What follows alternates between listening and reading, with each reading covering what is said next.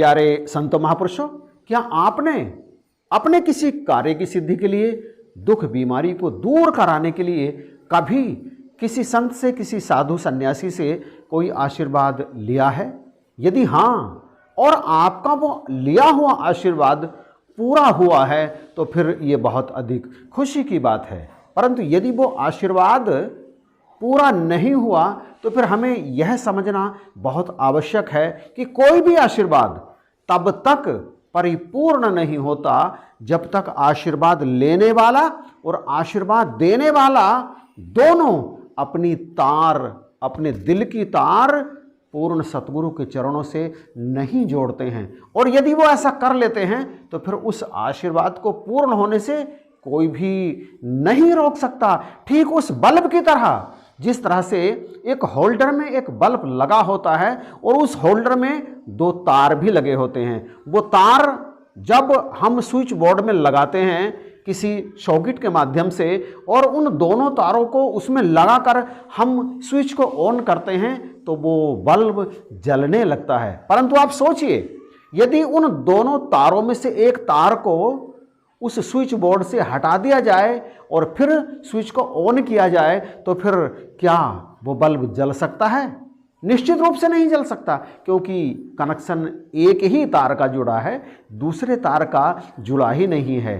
Bulb के जलने के लिए दोनों तारों का कनेक्शन, दोनों तारों का संपर्क उस स्विच बोर्ड से होना ही चाहिए। ठीक इसी तरह से आशीर्वाद को पूर्ण होने के लिए आशीर्वाद के अभिलाषी और आशीर्वाद देने वाले महात्मा का दोनों का संपर्क सतगुरु के चरणों से जुड़ा रहना चाहिए, क्योंकि ब्रह्म ज्ञानी का सगल आकार, ब्रह्म ज्ञानी आप निरंकार। यदि आशीर्वाद देने वाले ने अपने आप को सतगुरु के चरणों से जोड़ दिया तो फिर उसके मुख से निकलने वाला आशीर्वाद सतगुरु का ही आशीर्वाद होता है। और आप तो जानते हैं कि सतगुरु का आशीर्वाद कभी भी विफल नहीं जाता। प्यारे संत महापुरुषों, संत निरंकारी पत्रिका सितंबर 2003 का एक लेख, पेज नंबर 10, संत राकेश खेड़ा जी दिल्ली वाले लिखते हैं कि 29 जून को रात्रि 3 बजे उनकी तबीयत अचानक बहुत अधिक खराब हुई। इतनी अधिक खराब हो गई कि उसी समय उन्हें एक बड़े प्राइवेट हॉस्पिटल में भर्ती कराया गया। चेकअप करने के बाद डॉक्टर्स ने बताया कि इन्हें कोई बहुत अधिक गंभीर बीमारी है और कुछ दवाइयां देकर उन्हें हॉस्पिटल से घर वापस भेज दिया। घर पहुंचकर भी बहुत अधिक परेशान हो गए, उदास हो गए। उनको समझ नहीं आ रहा था कि आखिर करूं तो करूं क्या, जवान उम्र है, छोटे छोटे बच्चे हैं, यदि कुछ हो गया तो घर गृहस्थी की गाड़ी आखिर कैसे चलेगी।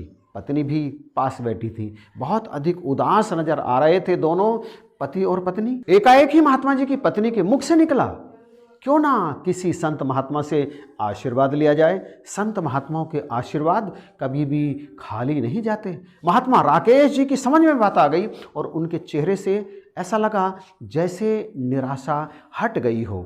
सहमति जता दी और दोनों संत निरंकारी कॉलोनी की तरफ चल गए, ये सोच करके कि शायद कोई ना कोई महात्मा मिल ही जाएंगे। और फिर जैसे ही वो एक मकान के सामने से गुजरने लगे, उनकी पत्नी को ध्यान आया यह तो महात्मा भगत कोटुमल जी का निवास स्थान है, शायद मिल जाएंगे।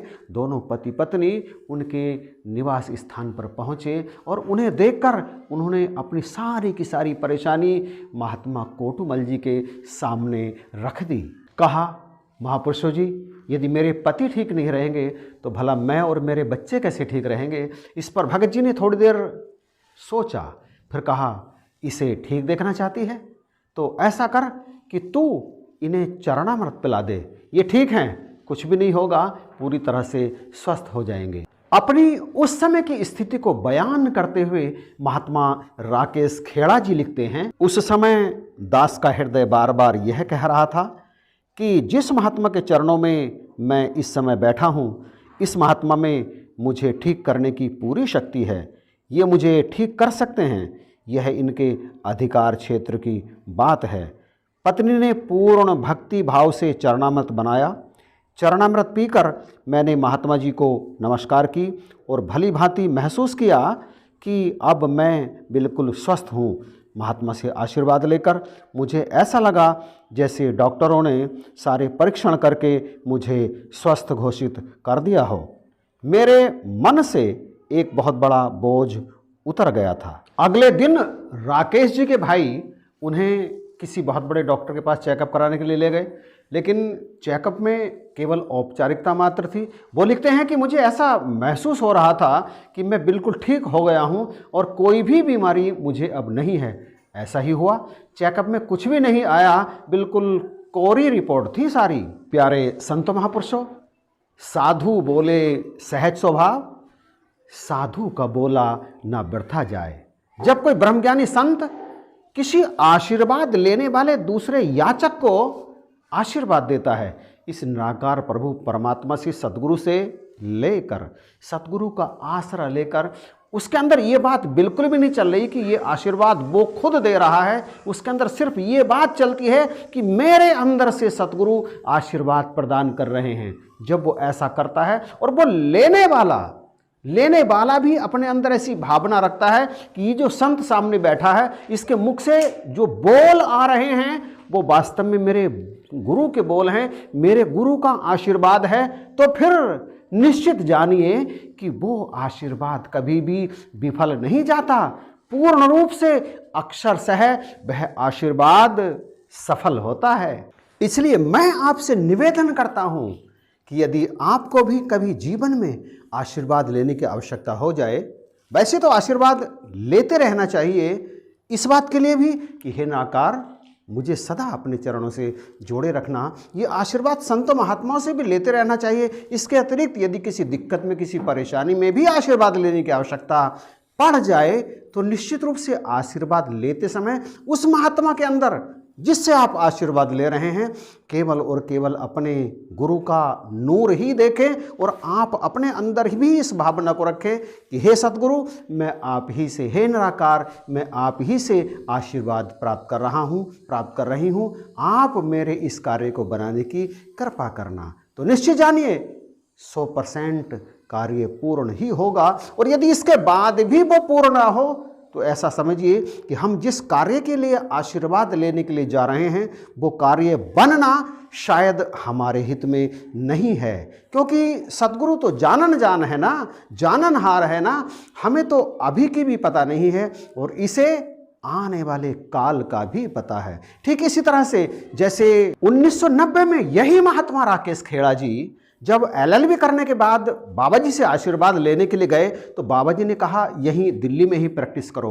तो ये चाहते थे कि ये अपने गृह जिला रोहतक में प्रैक्टिस करें, परंतु बेईमानी से, इच्छा नाते होते हुए भी इन्होंने दिल्ली में ही प्रैक्टिस करनी आरंभ कर दी। बेमन से, इच्छा नहीं थी। कुछ दिनों के बाद जब बाबा जी रोहतक पधारे तो इन्होंने चाहा कि मैं बाबा जी के चरणों में ये बात रख दूं कि मैं दिल्ली छोड़कर यहाँ रोहतक में LLB प्रैक्टिस करूं। तो इन्होंने ये बात रखने के लिए जैसे ही बाबा जी की तरफ जाने लगे तो बीच में ही एक महात्मा ने इनसे कहा यहीं रोहतक में ही प्रैक्टिस कर लो। और ये आदेश मेरे मन के अनुकूल आने के कारण मेरे मन में बहुत अधिक खुशी हुई और मैं रोहतक में ही प्रैक्टिस करने लगा।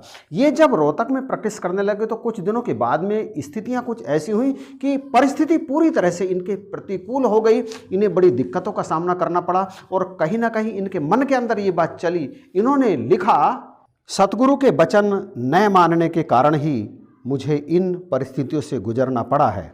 बहरहाल मुझे पुनः वहीं लौटना पड़ा जहां से चला था। कृपा के सागर सतगुरु ने मुझे बख्श लिया और पुनः आशीर्वाद प्रदान कर दिया। सतगुरु की कृपा से दिल्ली में बहुत अनुकूल परिस्थितियां मिली और कार्य आसान हो गया। प्यारे संत महापुरुषों, गुरु का वचन सदा सुखदायी। गुरु का वचन मान लिया, जीवन में सुख उतरना आरंभ हो जाता है। गुरु का वचन ना माना, जीवन में दुख उतरना आरंभ हो जाता है। इसलिए यदि सुख चाहते हैं तो गुरु का वचन, संतों का आशीर्वाद संत समझकर के, सतगुरु समझकर ही ग्रहण करना चाहिए। फिर जीवन के सारे कांटे निकल जाते हैं, पुष्प जीवन में आ जाते हैं, खुशियां ही खुशियां जीवन में झलकने लगती हैं, जीवन बड़ा आसान हो जाता है। बख्शिश करो, कृपा करो। यदि ये वीडियो आपको पसंद आया तो प्लीज़ लाइक, शेयर और कमेंट जरूर कीजिएगा और इस चैनल को सब्सक्राइब करना बिल्कुल भी मत भूलना। इन्हीं शब्दों के साथ आप सभी को जय हिंद, नमस्कार और प्यार भरी धन्यवाद।